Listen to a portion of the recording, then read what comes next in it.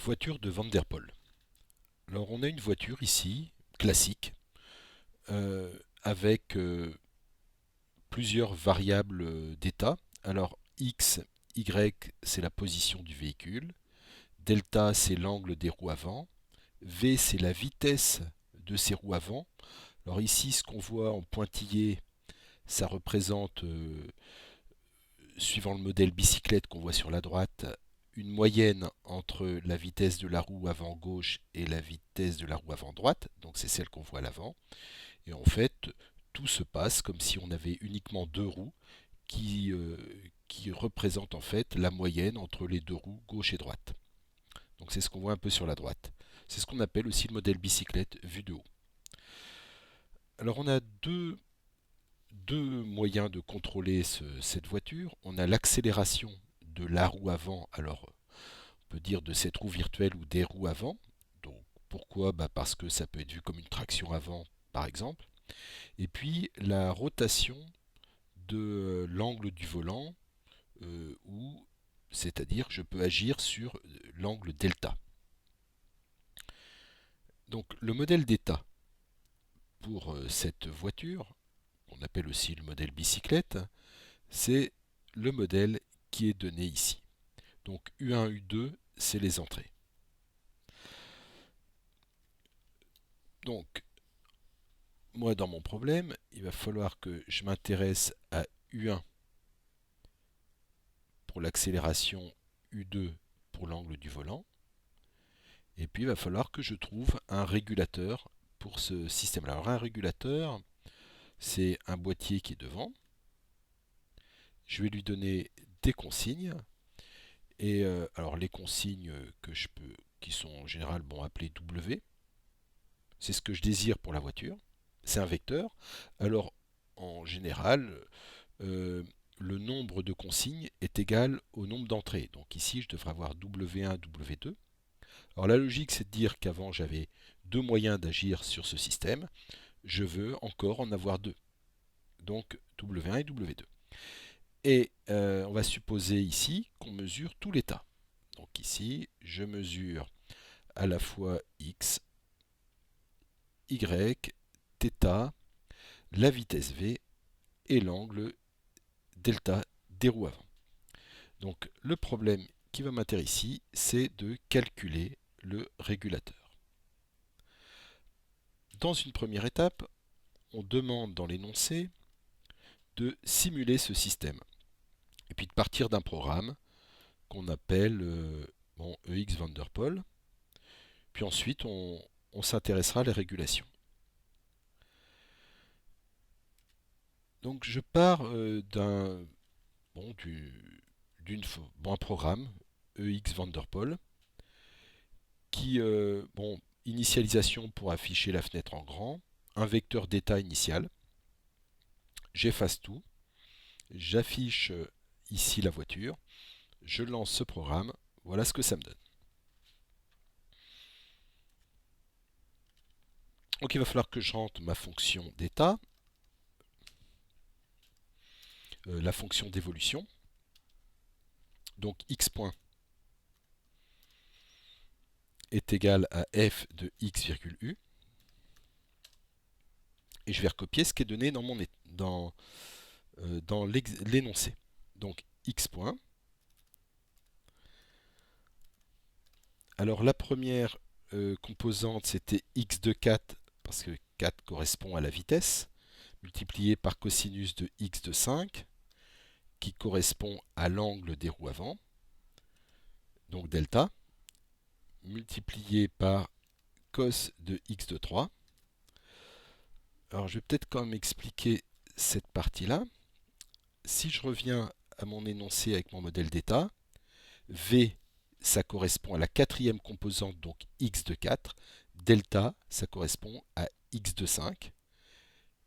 Θ, x de 3, etc. Donc là, c'est ce que je viens d'écrire, la première ligne, en renommant x de 1, x de 2, etc.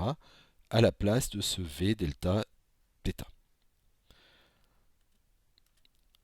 Donc voilà pour la première ligne. Pour la deuxième ligne, ben, je vais avoir x de 4 fois cosinus de x de 5 toujours, mais ici j'ai un sinus. Ici, je vais avoir x de 4 fois sinus de x de 5, toujours en recopiant mon modèle, divisé par la distance entre les essieux qui est donnée ici égale à 3. Et puis ici, je vais mettre u de 1, u de 2 qui correspond à mes deux entrées.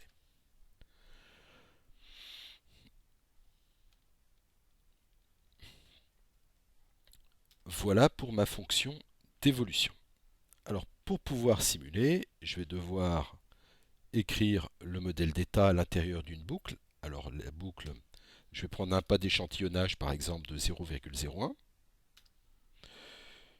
et je vais faire ma boucle ici. For pour le temps allant de 0 avec un pas de dt jusqu'à par exemple 5 secondes.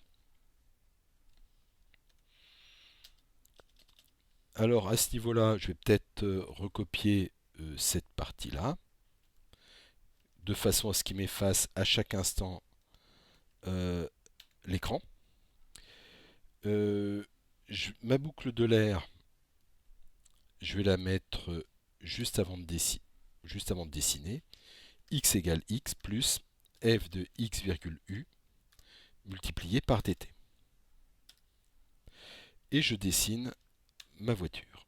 Alors il faut que j'initialise aussi mon entrée. Alors mon entrée, bon, après c'est mon régulateur qui me, qui me fera cette ligne-là. Mais pour l'instant, ben, je n'ai pas encore fait mon régulateur. Donc je vais marquer par exemple une entrée 0, 0. Alors juste après le drawcar, je vais mettre un drawNow pour qu'il procède à l'affichage. Ici, j'ai le end final. Je lance mon programme. Alors peut-être un peu court. Le voilà. Bon, voilà pour la partie simulation. Peut-être le lancer encore un peu plus longtemps.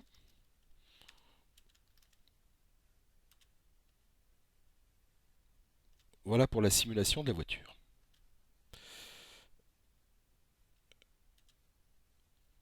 Alors une fois que j'ai fait cette simulation, on me demande par une commande de type grand gain proportionnel de transformer ma voiture que je viens de réaliser en un autre système qui est un modèle char avec une nouvelle entrée U1, U2. Alors en effet, dans cet exercice, on va jouer sur les bouclages pour transformer les équations différentielles. On part d'une voiture, on la transforme par bouclage en un autre système qui a un ordre plus petit, puisque le premier avait un ordre égal à 5. Ici, on a simplement 3 variables d'état, donc un ordre égal à 3. Et ensuite, on nous demande de transformer ce système en un autre système qui va être un système de Van der Pol. Alors c'est un circuit, bon, c'est un oscillateur qui n'a absolument rien à voir avec une voiture, mais cet exercice a vraiment pour objectif de travailler sur les changements d'équations différentielles par un bouclage. Alors, nous avions ici le régulateur qui va nous servir à changer. Alors, on part de ce système que l'on voit là, sur la gauche, et on veut arriver à montrer l'équivalence avec ce système qui est sur la droite. Donc on n'a pas le droit de changer l'intérieur du système, on a le droit de changer uniquement U1 et U2. Alors pour cela, je vais utiliser une méthode dit grand gain, donc ça ressemble à un ampli-up, donc c'est pour ça que je vais représenter ici un ampli-up.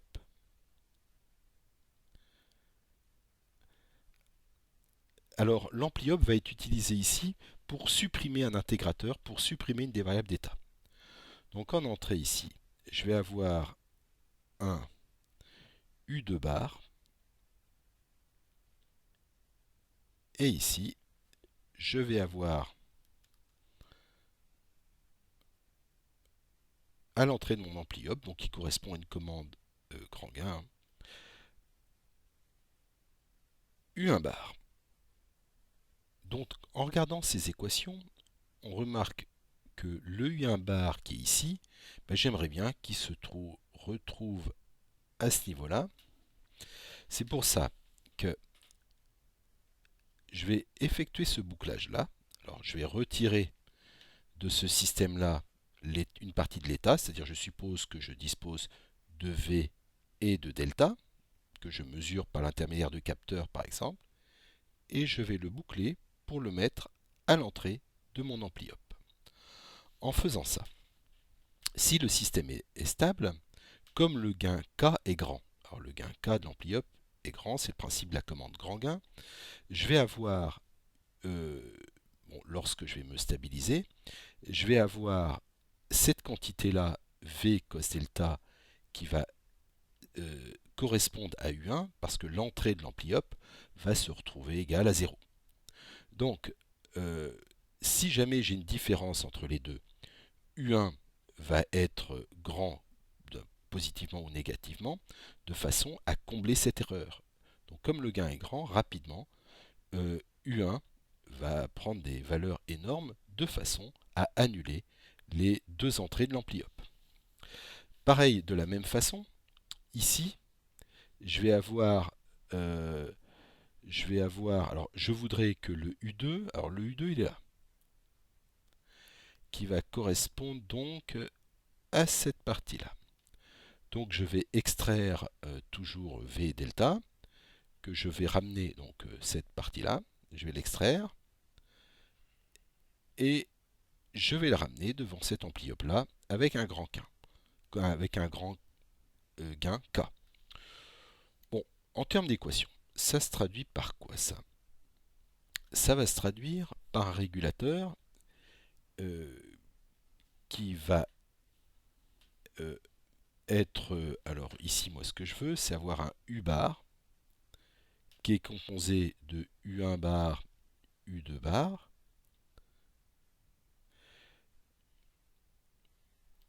qui va être égal à, alors, V cos delta et V sin delta sur L. Donc ça c'est ce que je voudrais. Alors dans ce cas-là, je vais prendre U, alors parce que j'ai uniquement le droit d'agir sur le U, donc c'est-à-dire sur cet élément-là et sur cet élément-là, puisque je suis en train de fabriquer mon régulateur. Je vais avoir U qui va être une fonction ρ qui va dépendre de mon état x. Alors x c'est x, y, θ, v, delta, et qui va dépendre aussi de U bar. C'est ce régulateur-là que je suis en train de calculer, que je vais entourer ici en orange, qui est là. Hop, voilà. Donc ce régulateur, il va avoir comme entrée V delta, donc ça c'est la part composante suivant x. Il va avoir les consignes U bar, donc U bar, U1 bar, U2 bar, donc qu'on retrouve ici. Et il va nous générer les sorties U1, U2, donc qu'on a ici et là. Alors, ici, la commande grand gain, c'est K fois, ce que fait l'ampli up, c'est U bar moins V cos delta V sin delta sur L. Et puis je vais prendre un grand gain, par exemple, K égale 10. Hein. Bon, après, si je trouve que la commande n'est pas assez nerveuse, je peux la mettre égale à 100. Mais théoriquement, il devrait être égal à l'infini. Mais ici, je vais donner une valeur qui va être égale à 10. Je retourne sous MATLAB et je vais implémenter cette loi. Donc ici, U n'est plus égal à 0. Ça va être égal à à 10 multiplié par, alors ça va être u bar moins un vecteur. Alors là, c'est plutôt des parenthèses. Ce vecteur, ça va être donc v cos delta, c'est-à-dire x de 4 multiplié par cos de x de 5. Voilà, il nous manque une parenthèse. Et puis ici, je vais avoir fois sinus de x de 5 divisé par L, alors qui vaut 3. Donc maintenant, la nouvelle entrée qui va m'intéresser, c'est le U bar. Alors U bar, par exemple, et ça va correspondre à un autre régulateur dont je vais parler maintenant. Alors en effet, on a dans notre système une entrée U bar qui correspond à la vitesse désirée, donc U1 bar, et on va avoir U2 bar qui va correspondre à la vitesse angulaire désirée. Alors,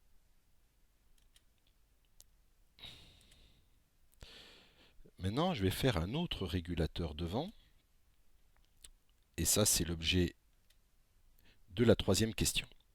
On doit faire un autre régulateur qui va nous régler U bar de façon à suivre une direction et une vitesse désirée. Alors la nouvelle entrée, on va l'appeler W1, W2, et ça correspondra, donc, comme je disais, à la vitesse désirée et au cap désiré. C'est ce qu'on va faire maintenant. Alors là, on va procéder à une commande classique. Pour le cap, ça va être une commande à dents de scie. Et pour la vitesse, on n'a rien à changer puisque U1 bar correspondait déjà à la vitesse désirée. Donc ici, je vais avoir ma nouvelle entrée W1 qui en fait, je vais la recopier ici. Et puis je vais avoir mon entrée W2 qui va ici me générer par une boîte. Et ça, c'est le nouvel régulateur que je suis en train d'effectuer. Alors, si je le décris sous forme d'équation, il va avoir pour sortie U bar égale, alors W1. Et puis ici, je vais mettre la fonction à dents de scie, donc sotus de oméga 2, donc le cap désiré, moins θ. Donc ça, c'est une commande en cap classique. Puis en entrée, je peux mettre un coefficient plus ou moins fort si je veux une nervosité, plus ou moins de nervosité. Alors par exemple, je peux mettre 3. Et si c'est pas assez nerveux, je mettrai 5 ou encore plus grand. Et si c'est trop nerveux, je mettrai 2. Peu importe, ça c'est un coefficient qui se règle assez facilement.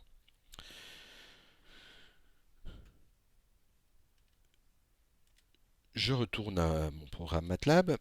Donc ici, je vais avoir le régulateur que je viens d'écrire. On va avoir W de 1. Ici, je vais avoir un 3 fois sotus, la fonction à dents de scie, de W de 2 moins le cap x de 3. Donc ça, c'est la commande en cap.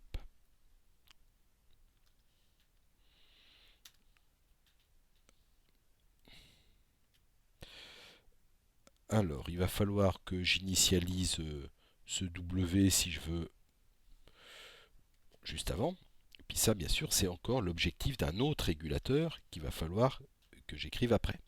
Mais pour l'instant, je vais donner, par exemple, une consigne, mettons avec une vitesse de 1 mètre par seconde et un cap de 1 radian. Voilà ce que je souhaiterais. Alors attention, avec un point-virgule. Je lance. Alors, là, après une phase d'initialisation, j'ai peut-être pas pense que c'est assez. Je vais peut-être mettre une vitesse aussi un peu plus grande. Euh,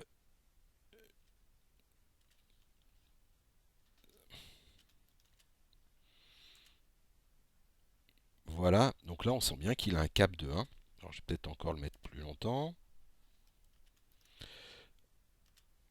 Voilà, il a un cap de 1 radian.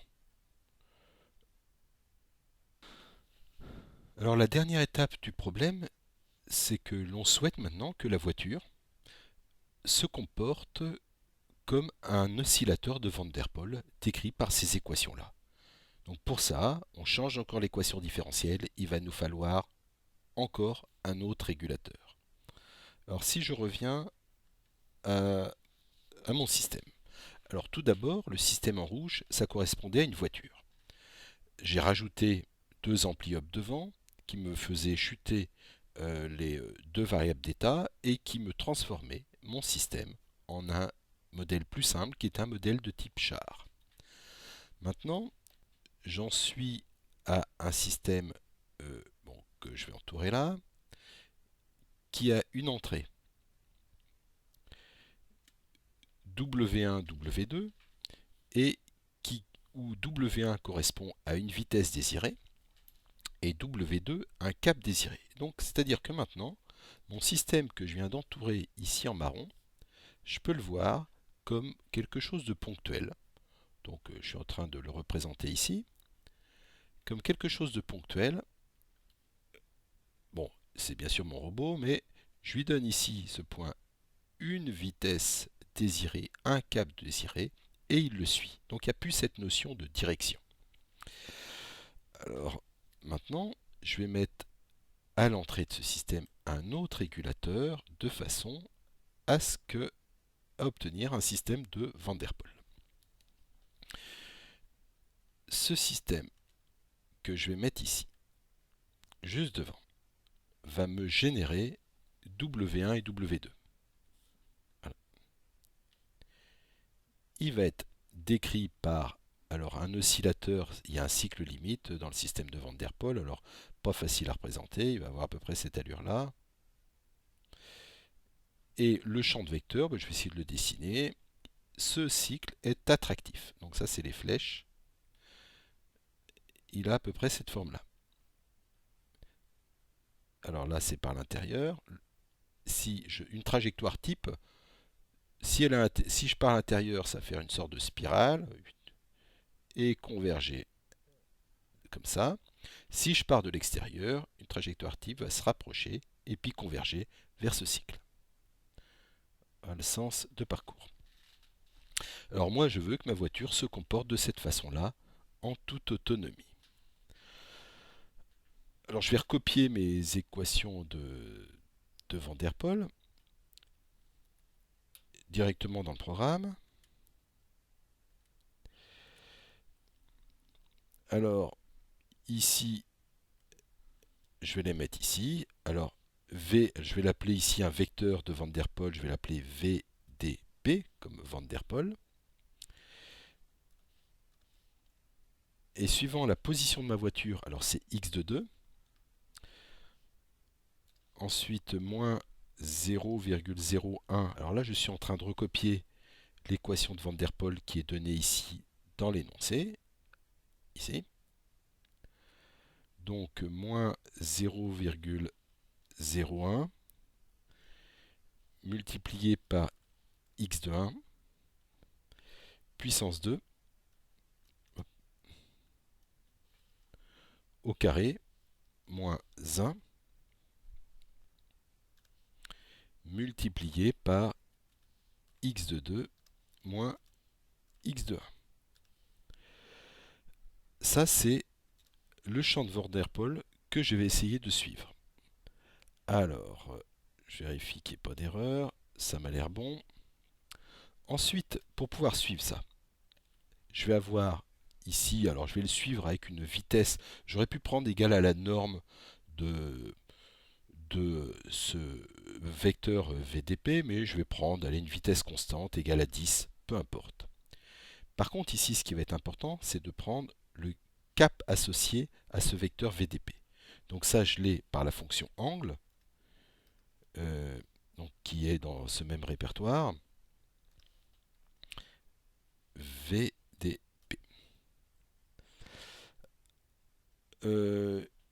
Et ici, logiquement, il devrait suivre, avoir un comportement décrit ici. Alors, c'est pas facile à voir. Je lance. Alors, pas facile à vérifier s'il suit vraiment le cycle de Van der Pol. Et pour ça, ça peut être intéressant de tracer le champ de vecteur.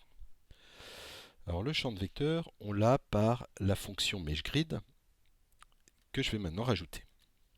Donc, je vais recopier ça à titre indicatif pour pouvoir tracer le champ de vecteur.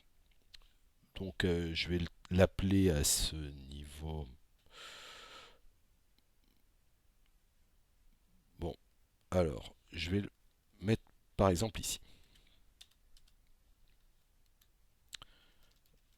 Function. Alors, je vais l'appeler drawField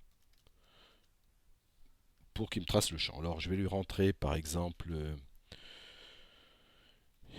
xmin, xmax, ymin, ymax pour les échelles. Et ma fonction termine ici.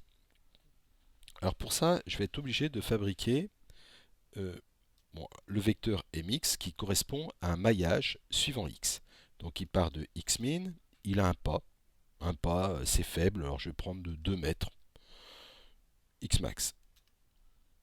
Bon, je pourrais l'affiner plus tard, mais je ne voudrais pas le prendre trop petit pour éviter que ça prend du temps de calcul quand même tout ça, de le tracer. Puis après, tout se superpose, on ne voit plus rien. Donc my est égal, alors là c'est pareil, c'est ce vecteur maillage suivant y. Ensuite, je vais fabriquer une matrice associée. Alors x1, x2, donc c'est deux matrices, une associée à la fonction qui a vecteur x1, x2 m'associe x1, et puis l'autre qui a x1, x2 m'associe x2. C'est le principe du MeshGrid. Alors je vous conseille d'aller voir la documentation de MATLAB à ce sujet. Donc MeshGrid mx, my. Donc on peut voir x1, x2 comme les fonctions canoniques qui m'associent à partir du x1, x2 m'associe x1 ou x2. Alors, je vais une matrice comme v, le vecteur vx égale x2. Donc ça, je reprends. Alors, peut-être que j'ai fait. Je recopie maintenant mon modèle d'état. Donc, je calcule vx et puis je vais calculer juste après vy. Et ça va correspondre à mon champ de vecteurs. Donc, ici, pour v, je vais avoir moins. Alors, je vais peut-être recopier ce qui est ici pour ne pas me tromper. Voilà. Alors, je vais avoir moins 0,01 multiplié ici, c'est x1. Alors x1, attention, c'est une matrice. Donc je suis obligé de faire point puissance 2 moins 1. Ici, point multiplié par la matrice x2 qui correspond bien sûr à ma fonction x2, puis ici x1.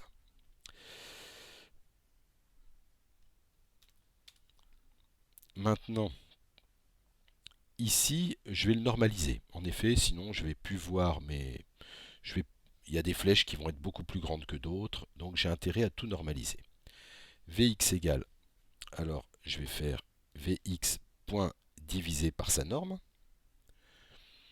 Donc SQRT de Vx point au carré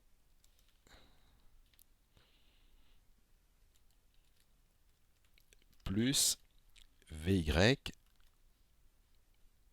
au carré. Donc voilà, je normalise cette fonction Vx et je vais faire pareil pour Vy.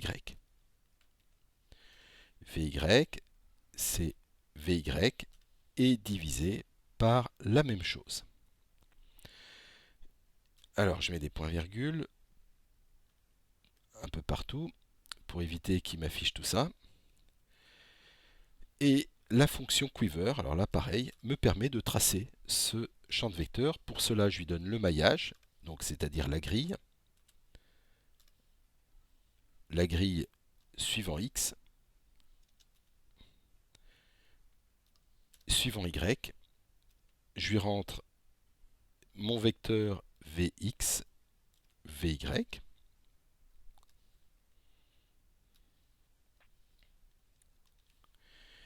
Et de cette façon, j'ai généré le tracé de mon champ de vecteur. Alors, il va falloir l'appeler.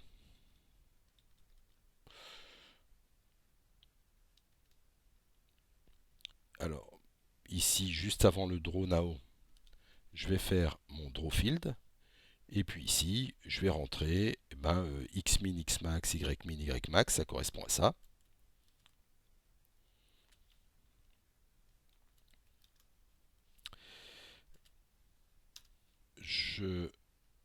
Je vais mettre une boucle de régulation peut-être de 500, le temps pour qu'il, peut-être 1000, qu'il ait le temps de faire le tour. Bon, ici, c'est mx et my. Je le lance. On voit en bleu le champ de Van der Pol et on voit bien la voiture qui est en train de se comporter comme le système de Van der Pol. Alors on voit que toutes les flèches sont de la même longueur. Normal, je l'ai normalisé. Parce que sinon, il y aurait eu des flèches 100 fois plus grandes que d'autres, on n'aurait rien vu. Et la voiture est en train de tourner autour du cycle de Van der Pol qu'on peut deviner ici, là, qui tourne comme ça. Et ce champ de vecteur, on le voit à l'œil, il a un cycle qui est attractif, avec un point répulsif au milieu, et puis ici, on va avoir une sorte de ligne qui va être attractive, qui va nous amener vers le cycle. Voilà pour cette régulation. Donc, si je reviens à mon système initial, on a un premier bouclage par des ampli-op qui ça a permis de nous débarrasser des variables d'état. Donc en effet, le système ampli-op peut être vu comme un contre-intégrateur, il est des fois utilisé comme un dérivateur. Ensuite, une deuxième boucle pour pouvoir avoir un suivi de cap et un suivi en vitesse. Alors quand je représente une boucle, à chaque fois, on a le vecteur d'état qui est pris sur notre système qui intervient ici, bien sûr, dans ces équations qui sont là. Et de la même façon, ici, suivant la position où je me trouve, par exemple ici, je vais suivre la flèche imposée par les équations de Van der Pol. Donc l'ensemble du système qui est réalisé ici